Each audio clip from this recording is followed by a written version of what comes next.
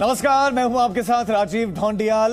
पाकिस्तान में सियासी संकट के बीच में आज प्रधानमंत्री इमरान खान शक्ति प्रदर्शन कर रहे हैं। विपक्ष की लामबंदी और संसद में अविश्वास प्रस्ताव से पहले इमरान खान ने इस्लामाबाद में बड़ी रैली बुलाई थी। रैली से पहले उम्मीद जाहिर की जा रही थी कि इमरान खान कोई बड़ा ऐलान करेंगे, विपक्ष पर जबरदस्त हमला बोलेंगे। इमरान के इस्तीफे की अटकलें भी थी। हालांकि रैली में इमरान ने संकेत दिया कि वो इस्तीफा नहीं देंगे और इस दौरान इमरान ने विपक्षी नेताओं पर जमकर निशाना साधा। कुल मिलाकर इमरान की रैली एक फ्लॉप शो साबित हुई है। रैली में क्या कहा इमरान ने, सुनाते हैं। मेरा ये ईमान है कि हमारा मुल्क सिर्फ तब तरक्की करेगा अगर वो मेरे नबी सल्लल्लाहु अलैहि वसल्लम के रास्ते पे चले, उनकी सुन्नत पे चले। और उनकी सुन्नत थी मदीना की रियासत। तो सबसे पहले इंसानियत का निजाम जिसमें हमारे में रहम हो। हम बजाय अमीर को अमीर करते जाएं, हम अमीर से टैक्स इकट्ठा करके अपने गरीब लोगों को ऊपर उठाएं। और इंशाअल्लाह मेरा यह वादा है कि जब हम 5 साल मुकम्मल करेंगे, सारा पाकिस्तान देखेगा कि कभी इस मुल्क की तारीख में किसी गवर्नमेंट ने इतनी तेजी से पाकिस्तान की गुर्बत कम नहीं की। ये जो 3 स्टूजेस वाली ऑपोजिशन है, जिसमें चेरी ब्लॉसम भी एक है, डीजल दूसरा है, तीसरी बीमारी है और चौथा भगौड़ा है। इन सारों ने मेरी तनकीद की और मैं अपने अल्लाह का शुक्र करता हूं कि उसने मेरे मुल्क को निकाला उसमें से। और मैं उस दौरान जब सारी दुनिया की माइशत तबाह हो रही थी, पाकिस्तान वो मुल्क है जिसने 5.6% के ऊपर हमारी माइशत ने तरक्की की, जो सारे दंग रह गए, ऑपोजिशन दंग रह गई। अल्लाह का शुक्र अदा करता हूं। छोटा चोर मुल्क को तबाह नहीं करता, बड़ा डाकू मुल्क को तबाह करता है। जिस तरह के ये 3 स्टूजेस, ये 3 चूहे, ये जो इकट्ठे हुए हैं, 30 साल से मुल्क को लूट रहे हैं। ये 30 साल से ये इस मुल्क का खून चूस रहे हैं। इनकी अरबों अरबों डॉलर्स, रुपए की नहीं, इनकी डॉलर्स की प्रॉपर्टीज बाहर पड़ी हैं, इनके ऑफशोर बैंक अकाउंट्स हैं। और ये सारा ड्रामा हो रहा है कि किसी तरह जनरल मुशर्रफ की तरह इमरान खान घुटने टेक के इन सबको एनआरओ दे दे। नौजवानों, इमरान खान जो मर्जी ये कर ले, हुकूमत जाती है जाए, जान जाती है जाए, कभी इनको माफ नहीं करूंगा। ये जो लोग कहते हैं ना कि इन्होंने किया क्या है, तो मैं आज अपनी कौम को बताऊं हमने किया क्या है। मैं अपने मीडिया के लोगों को कहना चाहता हूं कि जब आप शाम को अपने टीवी शोज करते हैं, मैं एंकर्स को कहता हूं, खुदा के वास्ते कोई माइशत के माहिरों को बुला लें और उनको बैठ के कम से कम मुआवजा करें कि पहले मुल्क से क्या होता था और हमने 3.5 साल में मुल्क के लिए क्या किया है। अब अगर मरियम बीबी, जिसने जिंदगी में 1 घंटे का काम नहीं किया और कांपे टांगने वाले, जिसको अभी 14 साल में उर्दू ही नहीं बोलनी आई, मैं लीडर बनना चाहता हूं। और आसिफ जरदारी, उसको थोड़ा बड़ा होने देना था लीडर बनाने से पहले। कहता है, अच्छा वो कहता है कि मुझे, अगर तुमने ये कुछ, हर रोज धमकियां देता है, अगर नैब ने मुझे बुलाया तो मैं ये कर दूंगा। भाई बिलावल क्या करोगे? मैं रो पड़ूंगा।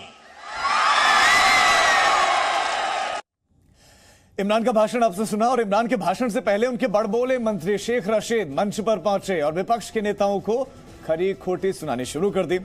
शेख रशीद ने पूर्व प्रधानमंत्री नवाज शरीफ और पूर्व राष्ट्रपति आसिफ अली जरदारी पर गंभीर आरोप लगाए। इस दौरान शेख रशीद ने इराक के तानाशाह रहे सद्दाम हुसैन, लीबिया के तानाशाह रहे मुअम्मर गद्दाफी तक का जिक्र किया। शेख रशीद ने क्या कुछ कहा, आपको सुनाते हैं। ये चोर हैं, ये डाकू हैं, ये गैंग ऑफ 3। इन्होंने कर्नल कज़ाफी का माल नहीं छोड़ा, इन्होंने सदर सद्दाम का माल नहीं छोड़ा, इन्होंने उसामा बिन लादेन का माल नहीं छोड़ा। इमरान खान साहब, मैं आपसे, ये कौम आपसे मुतालबा करती है।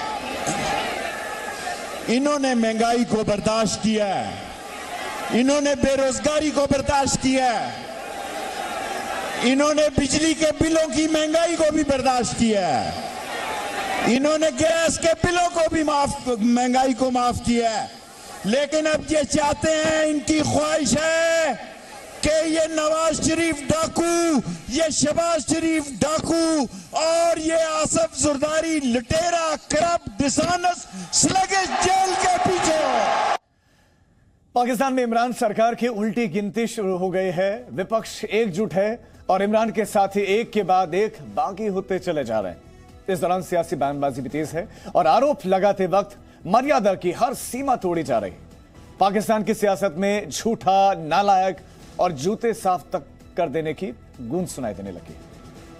जाओ कह दो नून से, मत टकराओ इस जुनून से।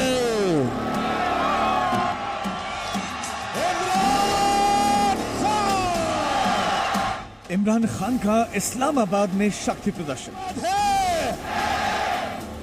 इमरान खान के साथ मिलकर लाखों की भीड़ के सामने आस्तीने चढ़ाते नियाजी खान। अंक गणित के मामले में इमरान का खेल बिगाड़ता विपक्ष। विपक्ष के चक्रव्यूह में इमरान खान कुछ इस कदर फंस चुके हैं कि अब वहां से निकलना उनके लिए असंभव हो चुका है। इमरान भीड़ जुटाकर विरोधियों और सेना को अपनी ताकत दिखाने की कोशिश करते रहे, लेकिन विपक्ष उनके नीचे से कालीन खींचता रहा। अब विपक्ष ने मियां नियाजी का एक और मोहरा मार लिया है। इस नाजुक मौके पर इमरान खान के खासम खास और सलाहकार नवाबजादा शाहजैन बुख्ती ने भी उनका साथ छोड़ दिया। बुख्ती बलूचिस्तान के खद्दावर नेता है और वो अपनी पार्टी जमहूरी वतन पार्टी के इकलौते सांसद भी हैं। सरकार पर खतरा दिखा तो शाहजैन बुख्ती का भी इमरान खान से मोह भंग हो गया। वैसे तो बुख्ती के खाते में सिर्फ एक ही सीट है, लेकिन फिलहाल एक एक वोट के लिए जूझ रहे इमरान खान के लिए ये जबरदस्त झटका है। विपक्ष नियाजी खान का सिर्फ अंक गणित ही नहीं बिगड़ रहा, वो उन पर ताबड़तोड़ जुबानी हमले भी कर रहे हैं। पीपीपी के नेता बिलावल भुट्टो ने तो इमरान खान पर हमला बोलते हुए मर्यादा का भी ध्यान नहीं रखा। इमरान खान को कोसने में पीएमएलएन की नेता मरियम नवाज भी पीछे नहीं रही। लाहौर से इस्लामाबाद कूच करते वक्त मरियम ने उन्हें जमकर खरी खोटी सुनाई। मरियम नवाज ने इमरान खान ही नहीं, उनकी पत्नी बुशरा बीबी पर भी भ्रष्टाचार के आरोप लगा दिए। विपक्ष के एक और नेता मौलाना फजलुर रहमान भी इमरान खान पर हमलावर हैं। यानी विपक्ष एकजुट है, किसी भी कीमत पर सरकार को गिराना चाहता है। इमरान के अपने 24 सांसद भी बागी हो गए, फिर भी इमरान खान सत्ता बचाने की जोड़ तोड़ में जुटे हैं। कोशिश है कि किसी तरह अविश्वास प्रस्ताव पर वोटिंग टल जाए। बागी सांसदों पर दबाव बनाने के लिए इमरान के मंत्री मिड टर्म चुनाव का भी डर दिखा रहे हैं। इमरान के अपने भी मान रहे हैं कि सरकार के दिन गिनती के बचे हैं। इमरान भी हारी बाजी को पलटने की कोशिश कर रहे हैं, हालांकि विपक्ष कोई मौका नहीं छोड़ रहा। इमरान के जलसे के जवाब में विपक्ष भी सड़कों पर है। विपक्ष का दावा है कि इस्लामाबाद में इतनी भीड़ उमड़ेगी जितनी पहले कभी नहीं देखी गई। यानी इमरान संसद के अंक गणित में तो पहले ही पिछड़े हुए हैं। अब विपक्ष ने उन्हें सड़क पर भी धूल चटाने की तैयारी कर ली है। ब्यूरो रिपोर्ट, जी मीडिया। तो पाकिस्तान में इमरान खान पर यह आरोप लगता रहा है कि वो जनता के चुने हुए प्रधानमंत्री नहीं, बल्कि उन्हें पाकिस्तान की आर्मी ने चुना है। सच्चाई भी यही है, क्योंकि पाकिस्तान में सेना ही सरकार है और आर्मी चीफ उस सरकार के सरदार होते हैं। वहां सरकार नाम की चिड़िया को कब पिंजरे में बंद करना है और कब उड़ने देना है, यह पाकिस्तान की आर्मी ही तय करती है। पाक आर्मी ने पहले इमरान खान को उड़ने दिया और जब वो हद से ज्यादा उड़ते दिखे तो जनरल कमर जावेद बाजवा ने उनके पर कतर ने फड़फड़ाने जो है उनको कतर दिया और उसके बाद अब इमरान खान रुक से गए।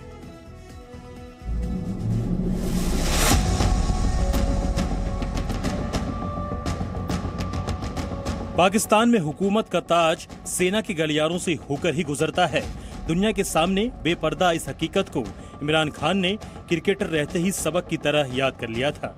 जब सत्ता मिली तो कुछ महीने बाद तक वो सेना के लिए एक ही तराना गुनगुनाते थे, जो तुमको हो पसंद वही बात कहेंगे। विपक्षी दलों ने इमरान खान के खिलाफ जब मोर्चा खोला तो उनको भी अंदाजा था कि सत्ता बचाने के लिए वो पाकिस्तानी सेना का दरवाजा ही खटखटाएंगे। सेना को इमरान से दूर रखने की रणनीति के तहत विपक्षी दलों ने पहले ही शोर मचाना शुरू कर दिया था।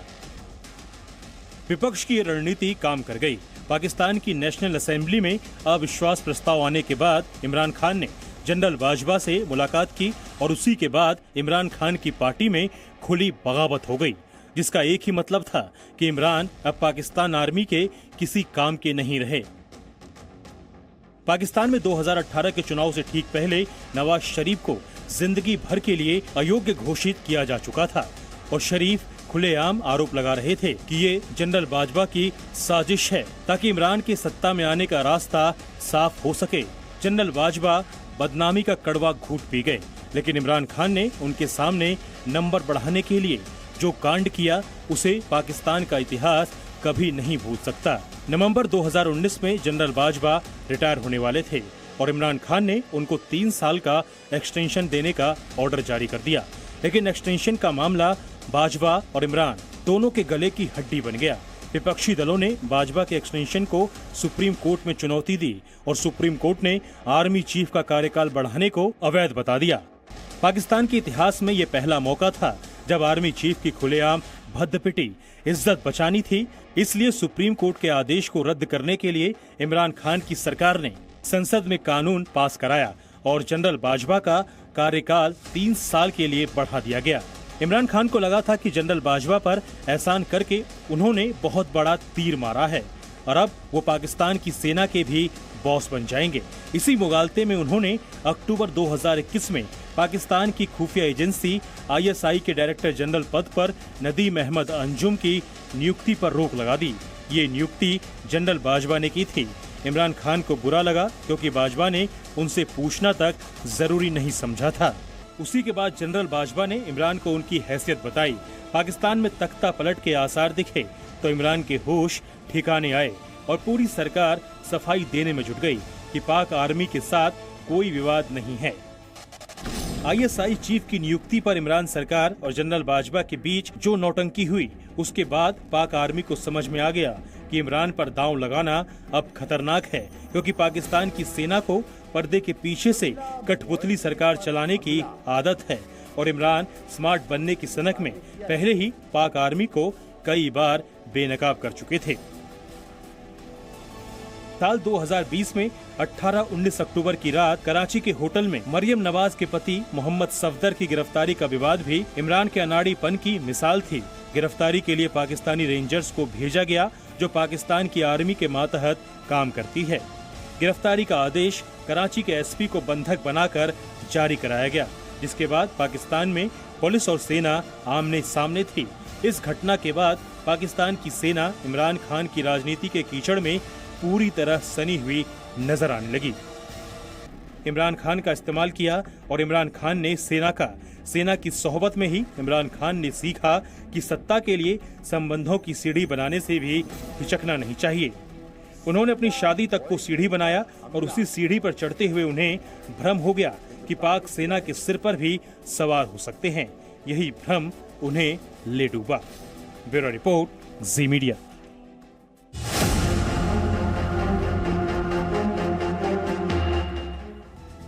रूस यूक्रेन युद्ध के बीच में उत्तर कोरिया ने मिसाइल परीक्षण कर दुनिया में खलबली मचा दी है।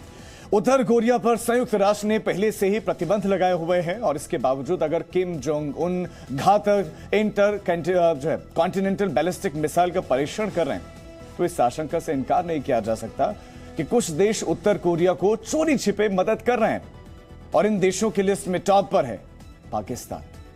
उत्तर कोरिया ने पाकिस्तान की मदद से परमाणु बम बनाया था। भारत ने संयुक्त राष्ट्र सुरक्षा परिषद से मांग की है कि पाकिस्तान और उत्तर कोरिया के खतरनाक गठजोड़ के खिलाफ कार्रवाई की जाए।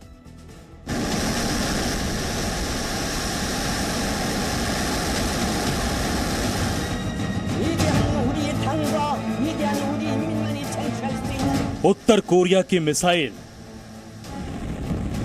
पाकिस्तान का बारूद, किम जोंग की मिसाइल का पाकिस्तान कनेक्शन, उत्तर कोरिया पाकिस्तान की खतरनाक जोड़ी, उत्तर कोरिया के न्यूक्लियर बम के पीछे पाकिस्तान। भारत ने संयुक्त राष्ट्र में किया नापाक गठजोड़ का खुलासा। उत्तर कोरिया पाकिस्तान के खिलाफ एक्शन ले यूएन।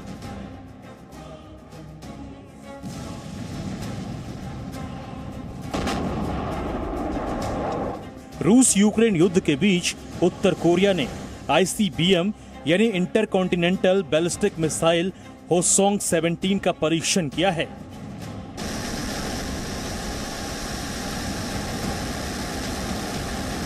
इसे मॉन्स्टर मिसाइल कहा जा रहा है और इसकी पहुंच अमेरिका तक बताई जा रही है। 2017 के बाद उत्तर कोरिया ने पहली बार इस तरह का परीक्षण किया, जिसने अमेरिका की भी नींद उड़ा दी है।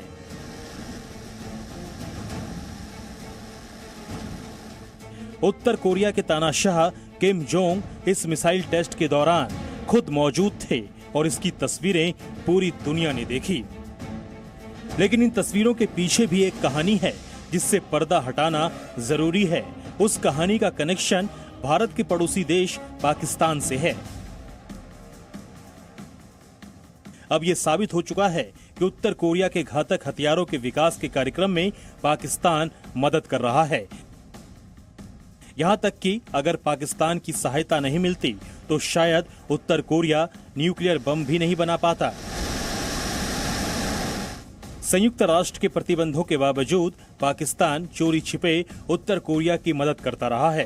होसोंग 17 मिसाइल के परीक्षण के बाद भारत ने उत्तर कोरिया और पाकिस्तान के इस खतरनाक गठबंधन के खिलाफ दुनिया की सबसे बड़ी पंचायत में आवाज उठाई। शुक्रवार को संयुक्त राष्ट्र सुरक्षा परिषद में इस मुद्दे पर चर्चा हुई।